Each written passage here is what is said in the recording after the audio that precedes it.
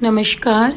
आज हम माघ चौथ, सकट चौथ, तिलकुटनी चौथ के बारे में बात कर रहे हैं।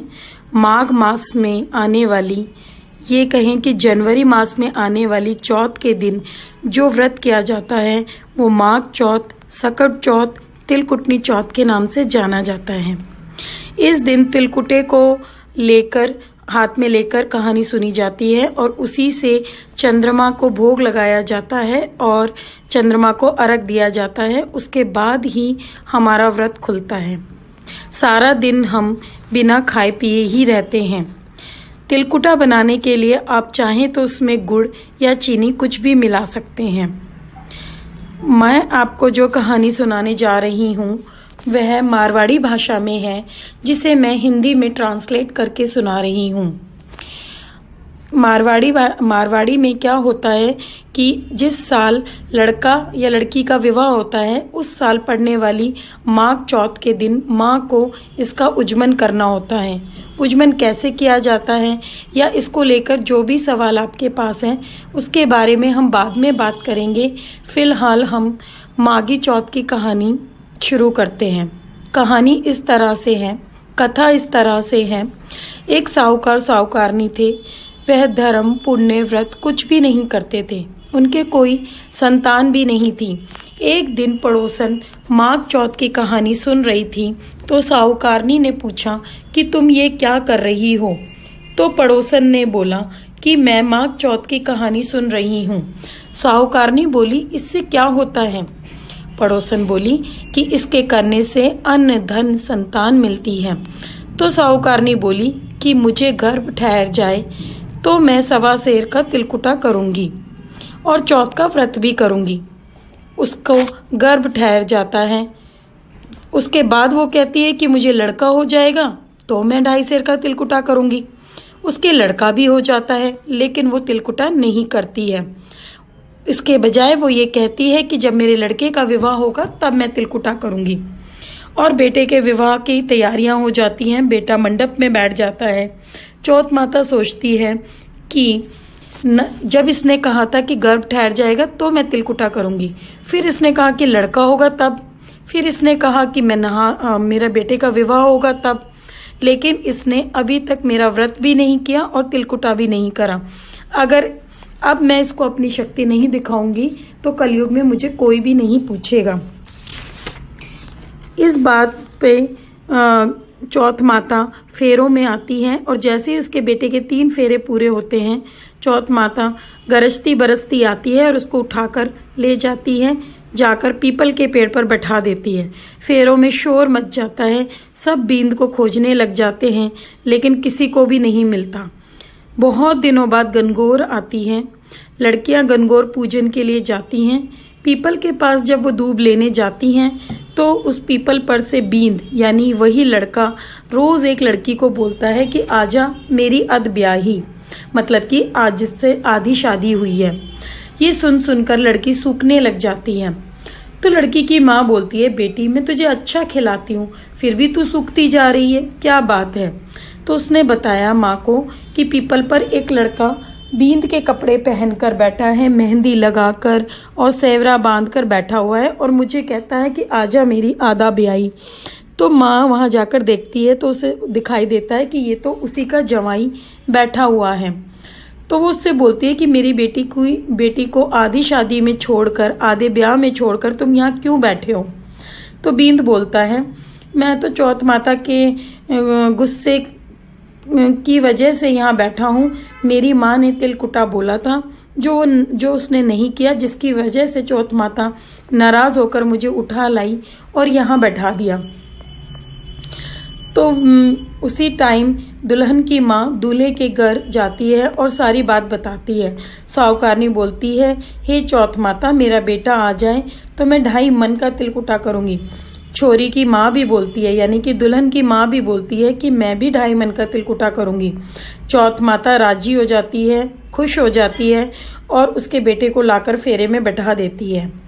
बेटे का विवाह हो जाता है। फिर खूब धूमधाम से लोग चौथ माता का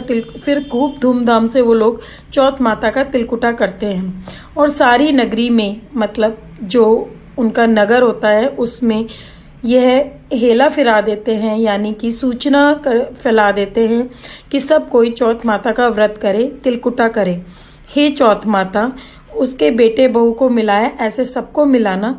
कहते नहीं, सुनते नहीं, हुंकारा भरते नहीं, हमारे सारे परिवार को मिलाना। इतना कहने के बाद आपके हाथ में जो चावल के दाने हैं जिससे आपका कथा सुन रहे हैं, उसमें से थोड़े से चावल के दाने आप पानी में डाल दीजिए लोटे के, और उसके बाद बिंदायक जी यानी कि गणेश जी की कहानी कहनी होती है। गणेश जी की कहानी इस तरह से है। 2 देवरानी जेठानी थी। देवरानी के बहुत धन था, जेठानी गरीब थी।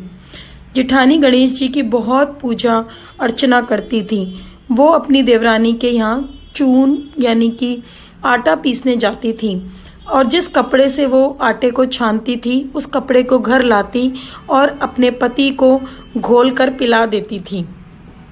एक दिन देवरानी के बच्चे ये देख लेते हैं और अपनी माँ को बोलते हैं कि माँ, ताई अपने चून के कपड़े को ले जाकर ताऊ जी को घोलकर पिला देती है।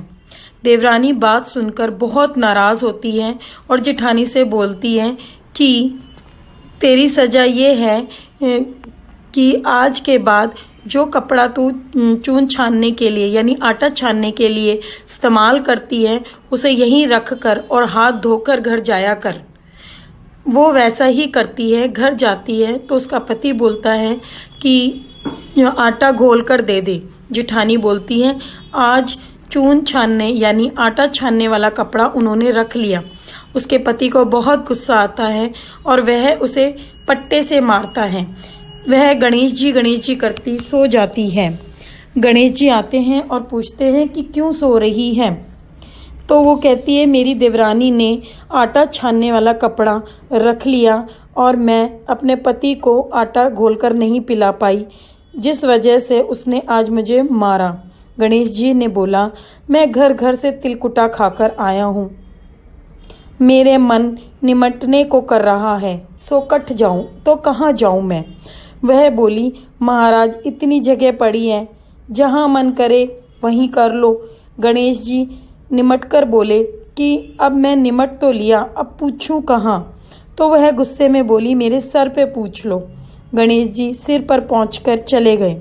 थोड़ी देर में उठकर देखा तो सारा घर हीरे जगमगा रहा था, हीरे से जगमगा रहा था और उसके सर में भी बहुत ज़्यादा हीरे जवाहरात थे। यह देखकर यह सब समेटते हुए उसे बहुत टाइम लगा और फिर वह धन बटोरने लगी तो देवरानी के जाने में देर हो गई।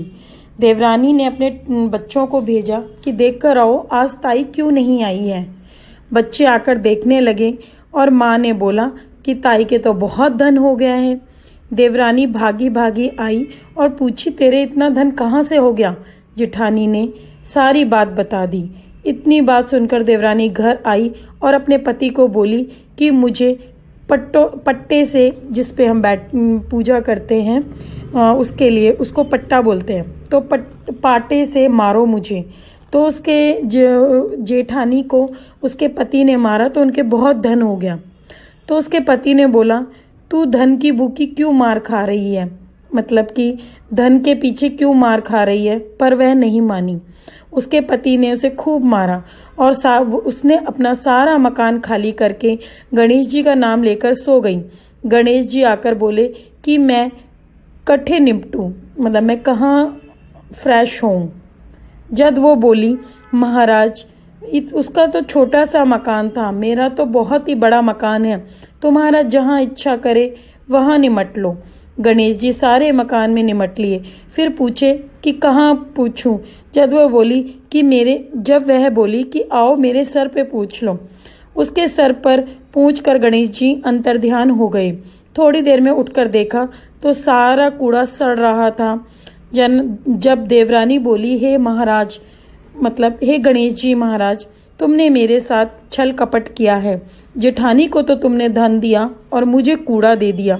गणेश जी बोले कि तू धन की भूखी मार खाई है, उसने धर्म की भूखी थी। देवरानी बोली ते तुम्हारा है, अब तुम ही सब समेटो, मुझे कोई धन नहीं चाहिए। गणेश जी बोले कि तेरे धन में से आधा धन जिठानी को दे, तभी समेटूंगा। देवरानी आधा धन दे आई जेठानी को। तब गणेश जी ने अपनी सारी माया समेटी। हे गणेश जी महाराज, देवरानी को दिया जिससे किसी को मत देना, जेठानी को दिया जिसे सबको देना। कहते ने सुनते ने, हुंकारा भरते ने, अपने सारे परिवार ने देना।